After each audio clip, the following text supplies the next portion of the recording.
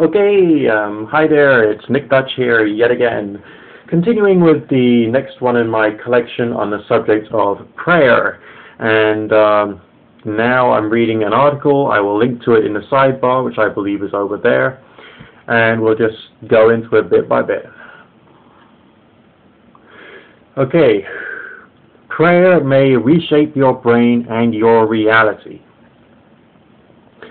Scientists are making the first attempts to understand spiritual experience and what happens in the brains and bodies of people who believe they connect with the divine. This field is called NeuroTheology, and although it is new, it's drawing prominent researchers in the US and Canada. Scientists have found that the brains of people who spend untold hours in prayer and meditation are different. I met Scott McDermott 5 years ago when covering a Pentecostal revival meeting in Toronto. It was pandemonium, people were speaking in tongues and barking like dogs. I thought, what is the United Methodist minister with a PhD in New Testament theology doing here? Then McDermott told me about a vision that he had years earlier. I saw fire dancing in my eyelids, staring into the middle distance. I felt God say to me, you be the oil and I be the flame. Then I began to feel waves of the Spirit flow through my body. I never forgot McDermott when I heard that scientists were studying the brains of people who spent countless hours in prayer and meditation. I thought, I've got to see what's going on in Scott McDermott's head. A few years later, Andrew Newberg made that possible. Newberg is a neuroscientist at the University of Pennsylvania and author of several books, including How God Changes Your Brain. He has been scanning the brains of religious people like McDermott for more than a decade.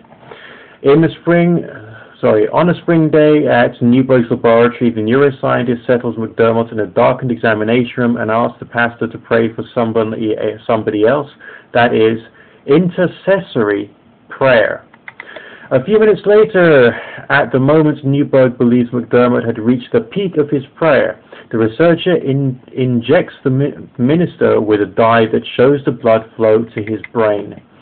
20 minutes later, McDermott emerges beaming. He has enjoyed intense spiritual moments like this ever since he was in his 20s. The first thing that got to me was I could hear God's voice, the pastor said. And it so enamored me. It changed me dramatically. I couldn't wait to pray. McDermott has prayed at least 2 hours a day for the past 25 years. I asked Newberg what kind of impact that would have had on the pastor's brain. The more you focus on something, whether that's math or auto racing or football or God, the more that becomes your reality, the more it becomes written into your neural connections of your brain, Newberg says. I think we're wired for the supernatural is the next part of the article. Now it's time for Newberg to take a peek at McDermott's neural connections, sliding him into a SPECT scanner, which will create an image of which parts of McDermott's brain had lit up and which went dark when he prayed. A few minutes later, Newberg has preliminary results on his computer screen. He notes some areas of increased activity in the frontal lobes which handle focused attention, and precisely what Newberg would expect from the person praying intently. But he adds that this needs further analysis, and he needs to find more volunteers to do this kind of interpersonal prayer before he can come to any conclusions. Afterwards, I asked McDermott if any of this changes his beliefs. Not at all, he says. I think we're all wired for the supernatural, he says. I think we're meant to sense a world beyond our five senses. Come on, taste and see that God's reality is good. Newberg says he can't prove that McDermott or anyone else is communicating with God, but he can look for circumstantial evidence. What we need to do is to study those moments when people feel that they're getting beyond their brain and understand what's happening in the brain from a scientific perspective, what's happening in the brain from their spiritual perspective, he says. Then he'll compare the mystical feelings with the brain's physiology. Newberg did that with Michael Bain. Bain is a doctor at the University of Pennsylvania and Tibetan Buddhist who has meditated at least an hour a day for the past 40 years. During a peak meditative experience, Barnes says he feels oneness with the universe and time slips away. It is at this present moment it expands and fills all eternity, he explains, in that there has never been anything but this eternal now. When Baron meditated in Newberg's brain scanner, his brain mirrored those feelings. As expected, his frontal lobes lit up on the screen. Meditation is sheer concentration after all. But what fascinated Newberg was that Baron's parietal lobes went dark. This is an area that normally takes our sensory information, tries to create for us a sense of ourselves, and orientates that self in the world, he explains. When people lose their sense of self, feel a sense of oneness, a blurring of the boundary between self and the other, we have found decreases in activity in this area. Newberg found the results not only with Bain, but also with other monks he scanned. It was the same when he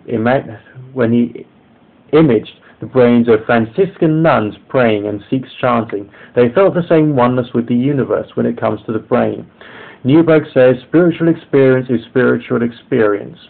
There is no Christian, there is no Jewish, there is no Muslim, it is just one, Newberg says.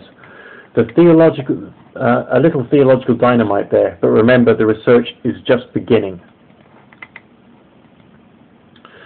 So far, scientists have focused on people who pray or meditate for 1, 2, or more hours a day. They think that studying spiritual virtuosos will offer clues to the brain's working of more typical believers. But now, Newberg and others are turning their attention to people who want to enrich their spiritual lives, but don't have that kind of time. And there is hope for people with jobs and kids. Neuroscientist Richard Davidson says you can change your brain with experience and training. You can sculpt your brain just as you sculpt the muscles if you went to the gym, he says. Our brains are continuously being sculpted whether you like it or not, wittingly or unwittingly. It is called Neuroplasticity. For years, Davidson, who is at the University of Wisconsin, has scanned the brains of Buddhist monks who have logged years of meditation. When it comes to things like attention and compassion, their brains are as finely tuned as a late model Porsche. Davidson wondered, could ordinary people achieve the same kind of connection with the spiritual that these monks do, but without as much effort? Absolutely, I would say the likelihood is you're already changing your brain. Others, however, were far more successful in cultivating a spiritual mindset. Davidson could tell me about the results of my... Sorry, I've skipped a bit there because we're running out of minutes. But the bottom line is, read this article. It's being linked in the sidebar. It's absolutely amazing.